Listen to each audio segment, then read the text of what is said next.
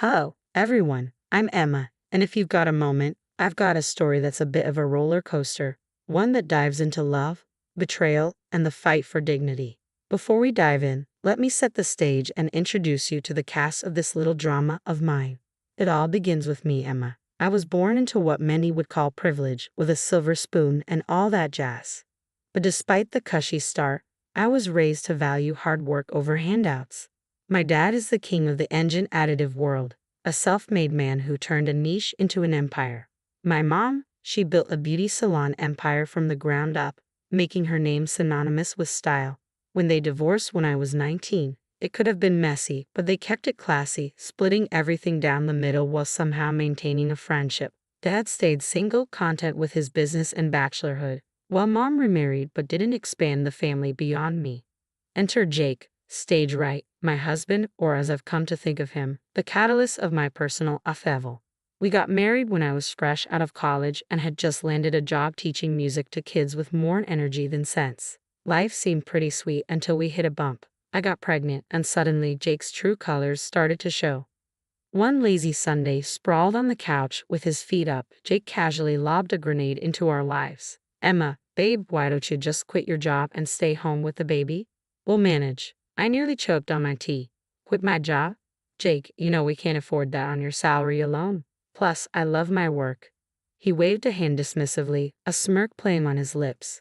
"Come on, Em, it's not like we're ordinary folks. Your dad's loaded. A little help from him and we're golden." My blood boiled. "That's not the point, Jake. I'm not tapping into my parents' wealth for our day-to-day expenses. We agreed to live within our means." But Jake wouldn't let it go. Over dinner, in front of his parents no less, he brought it up again. "Emma's considering taking some time off work, with the baby coming and all." His mom, Carol, a woman with a sharp tongue and an eye for advantage, jumped in. "Oh, that's wonderful. With Emma's family, you two don't have to worry about a thing." I clenched my fork a little tighter, trying to keep my cool. "Actually, we haven't decided anything yet, and we intend to manage on our own, thank you." Jake's dad, Frank, never one to miss a beat, chimed in with a chuckle. "Why play it the hard way, Emma? A little help from your folks and you could be living easy. Why waste that opportunity?"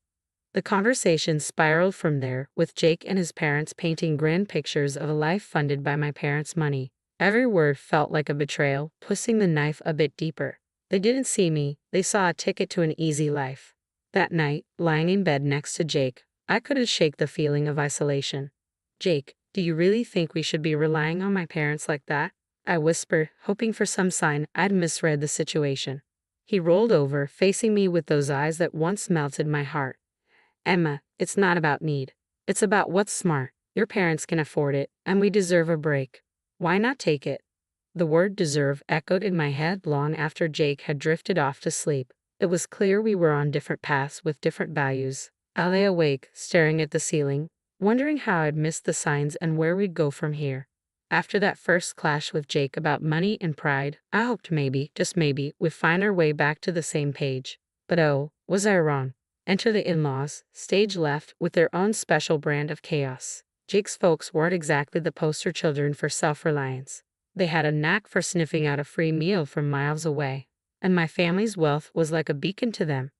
One evening, as we sat around our cramped living room, Frank went on about a new business opportunity that needed a small investment to get off the ground.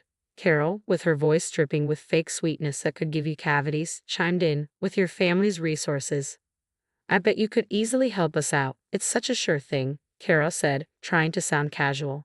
I struggled to keep my cool. "Carol, Frank, I've told you before, we're managing our finances independently. My parents' money isn't part of this equation." But Frank, persistent as ever, didn't back down. "Come on, Emma. It's not like you'd even miss it. What's a few thousand to your dad? He probably spends that on golf in a weekend." The audacity of it floored me. Here they were, sitting in our home, eating our food, and treating my family's hard-earned money like it was theirs for the taking. Jake, trying to play mediator, chimed in, "Maybe they have a point. It's just a loan, right? We could help out family." Family? I nearly choked on the word. "Jake, when did we decide it was our job to bankroll your parents' dreams?" The room went ice cold. Carol seized the moment, her voice dripping with false sweetness. "Well, I never." Here we thought family helped each other out. But if you're going to be stingy, I saw red. Working for what you have isn't being stingy, Carol. It's called being responsible. Maybe you should try it sometime. Frank attempted to smooth things over, but the damage was done. Look, Emma, no need to get upset. We're just talking. Talking. My sarcasm was barely contained. Seems like all we ever do is talk about how my family can solve your problems. After they finally left, with Jake apologizing for his parents' misunderstanding, I lay awake staring at the ceiling. It wasn't just a misunderstanding. It was a full-on invasion of our lives by people who saw me not as a daughter-in-law, but as a walking, talking ATM. When our little Lily came into the world, life took an unexpected turn. You think the arrival of a grandchild would bring out the best in people, but not with Jake's folks. They showed up at the hospital with what had to be the cheapest onesie from the discount bin. It still had the clearance sticker on it. Meanwhile, my parents came with a beautiful hand-knit blanket and top-notch baby gear. You'd have thought World War II was about to break out in that hospital room. Wow, really laying it on thick, aren't they? Carol quipped, eyeing the gifts with a mix of disdain and envy. Must be nice to just throw money around. Bet they could have just gotten you a house instead of all this fluff. Jake, with a chuckle, added, yeah, Mom's got a point. Your folks sure do hold back. A house might have been more practical, huh? My heart sank. Here I was holding our newborn, and all they could talk about was how my parents should have spent their money. It stunned to hear Jake echo his mom's words. Was our daughter just a dollar sign to them? I tried to keep the peace, biting back my growing anger. Well, it's not about the price tag, right? It's the thought that counts. But Frank wasn't done. Oh, sure. But when you think about it, a nice little investment in property, that's a gift that keeps on giving. The ride home from the hospital was tense. Jake tried to smooth things over, saying his parents were just old-fashioned and didn't mean anything by it. But doubts started creeping in about why Jake really married me. Was it love, or was my family's bank account the main attraction? A few weeks later, during one of their unsolicited visits, Carol brought it up again. We were all crammed in our living room, Lily fussing in my arms, and Carol couldn't resist a jab at the new stroller my mom had bought us. Must be nice having your folks shower Lily with all these expensive toys and gadgets. Though a contribution to a house fund would have been more useful, don't you think? Her voice stripped with the passive-aggressive tone I'd come to dread. Jake, sitting beside his mom, nodded.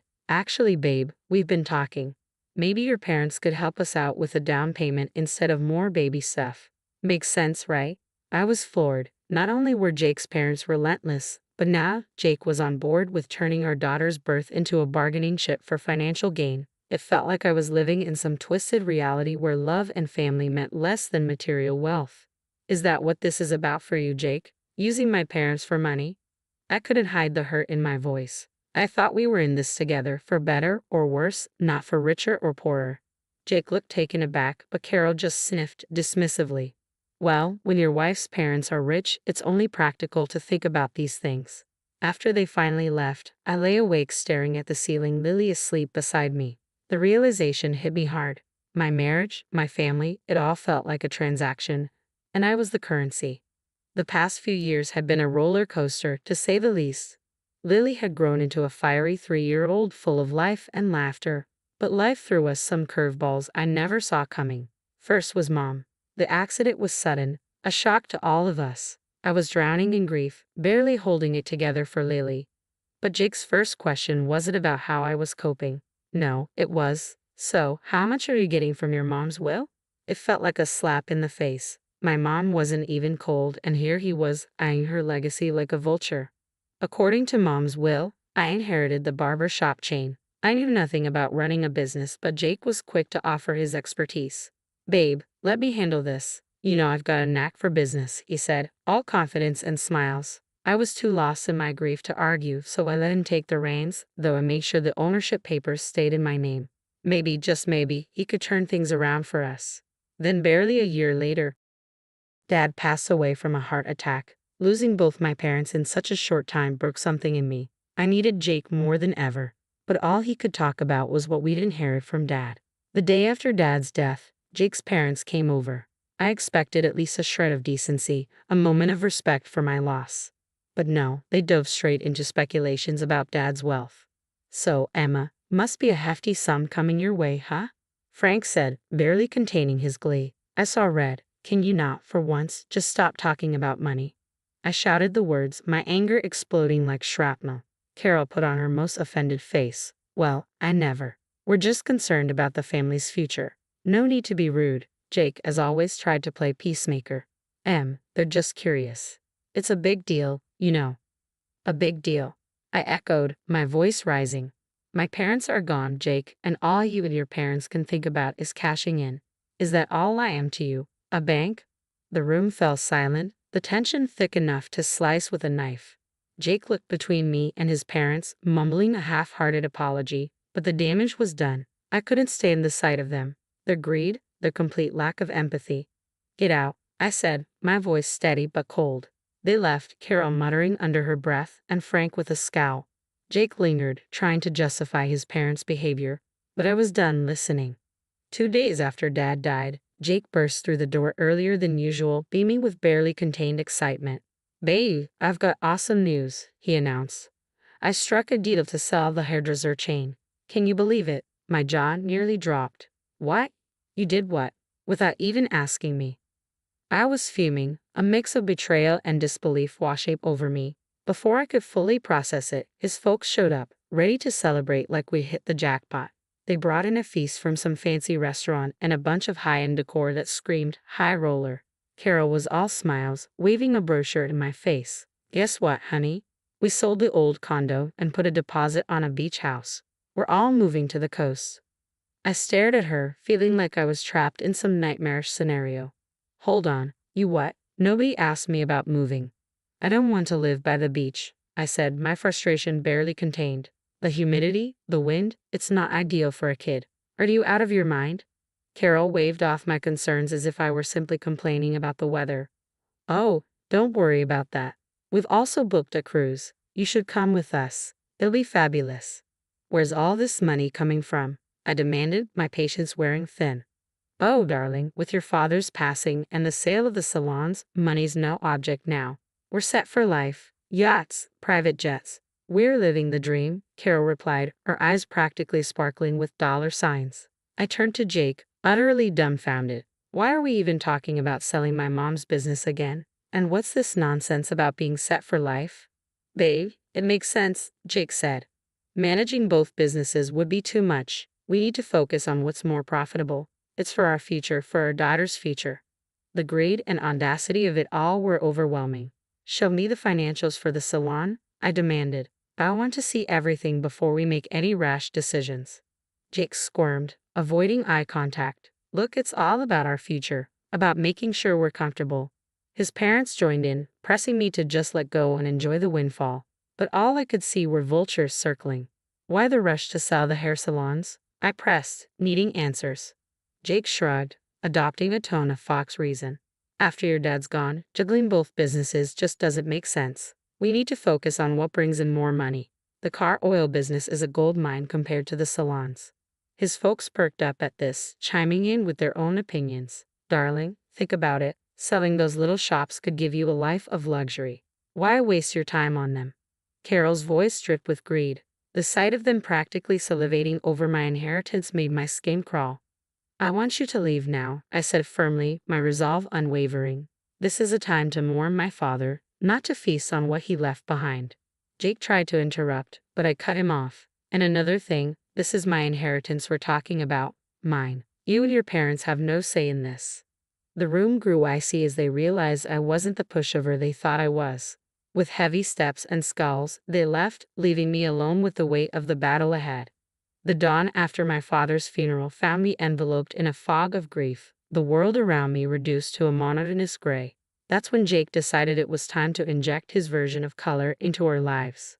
Over a breakfast that tasted like cardboard, he launched into his agenda. We need to call a meeting with the founders of your father's company, pronto, Jake declared, his voice slicing through the silence like a knife. I paused, toast halfway to my mouth, and stared at him. Jake, my father has just been buried. Can't this wait? I need some time to process everything. He dismissed my concerns with a flick of his hand. Time is money, babe. We need to act fast. Frustrated and seeking clarity, I reached out to our family lawyer for a breakdown of the barbershop chain's status and a primer on my father's business dealings.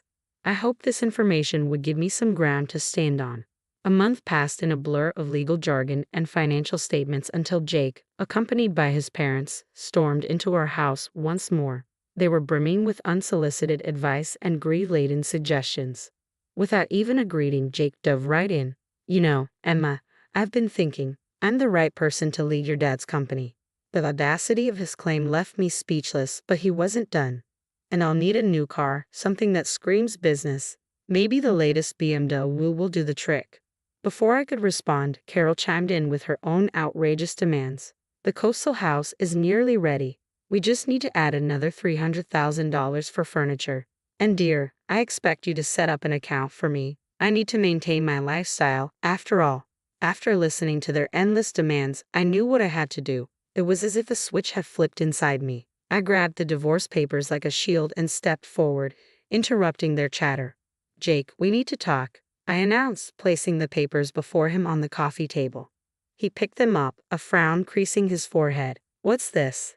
His attempt at nonchalance couldn't hide the tremor in his voice. "Divorce papers," I said firmly. "I see to have the business audited," I said, each word deliberate.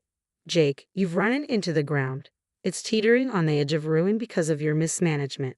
His face drained of color, like a guilty child caught in a lie. "I was trying to make things better," he stammered, his excuses as flimsy as his confidence. "Make it better by firing our most talented staff and neglecting the core of what made the business succeed?" I demanded, my voice rising with a mix of anger and betrayal. Carol, ever the meddler, couldn't resist intervening. "Now, dear, let's remember he's entitled to half of everything. Marriage binds assets, after all." I couldn't help but laugh, though there was no joy in it.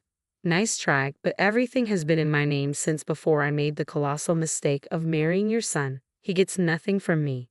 The room fell silent, their grand schemes shattering around them. "And another thing," I added, glaring at Jake, "you're going to pay back every penny you've cost the business. Every single penny." When the reality of the divorce finally hit Jake, his reaction was desperate. "Please, can't we talk about this? There has to be another way," he begged, his voice cracking with desperation. His parents, not to be outdone in the drama department, launched into their own tearful performance. They lamented about sinking all their funds into the coastal house, a property now hanging by a thread without the next installment. "We're going to lose everything," his mother sobbed, her tears flowing freely. "Please think of what this means for us." I listened, my heart hardened by their previous actions, feeling nothing but detached coldness toward their plight. "Sorry, but that's your mess," I said, my tone unwavering. With newfound resolve, I guided them to the door, closing it and this chapter of my life behind them. In the days that followed, I didn't dwell on the past. Instead, I focused on the future, selling the apartment Jake and I once shared. The sale provided just enough for a quaint, welcoming house that promised a new beginning for my daughter and me. Stepping into our new home, I felt a weight lift off my shoulders. A sense of peace enveloped us in a way that had been missing for too long. The wheels of justice turned slowly but surely, and when they finally caught up with Jake, he was ordered to compensate for the turmoil he'd inflicted on the barber shop chain. The courts determined that his recklessness had a price, and he was forced to liquidate his share of our old apartment to meet his financial obligations. Watching him being held accountable for once felt like bittersweet vindication for the hardship he put us through. Out of nowhere, my phone rang one day. On the other end was my former mother-in-law, her voice laced with desperation. "We're in a bind. We need help to buy a place. Any amount would help," she pleaded, her audacity leaving me incredulous. I took a deep breath, collecting my thoughts before responding. "You made your bed," I replied, my tone steady and resolute. "It's time you lie in it." Ending the call, a mix of emotions washed over me. Anger at their continued sense of entitlement, but also a profound sense of freedom from their clutches. After everything that went down with the divorce and regaining control over my mom's barber shop chain, life finally started to brighten up again. It was a tough climb, but gradually the salons began to find their old spark. Bringing back the top stylists we'd lost felt like a victory parade, watching them walk back through those doors ready to bring their magic back to our chairs. The place came alive again. Turns out I was more cut out for the business world than I ever imagined. Each day was a new lesson, a new surprise about what I could achieve. If it hadn't been for being cornered by life's cruel twists, I might never have uncovered this side of me. Handling my dad's car oil business was another mountain to climb, so for now, I decided to bring in a manager to steer the ship while I got my bearings. It's all yours for now, but keep me in the loop, I told him, making it clear I was still in charge. Once Lily's old enough, maybe around 20, I'm thinking of passing it to her if she's interested. I want her to have options to choose her own path. Meanwhile, I dipped my toes into the business, learning the ropes. Our new home, just Lily and me, was a haven of peace, a world away from the turmoil we'd left behind. It was small, sure, but it was ours. A place where we could grow, heal, and build something new. Every corner filled with laughter, every nook cradling a memory we were making together. Out in the garden, Lily's laughter was balm to my soul. "Mommy, when I grow up I want to be just like you," she'd say, her eyes alight with wonder and admiration. "You're going to be even more amazing," I'd respond, pulling her into a hug. I knew deep down that we were on the brink of something wonderful, ready to meet whatever the future held with open arms and hopeful hearts.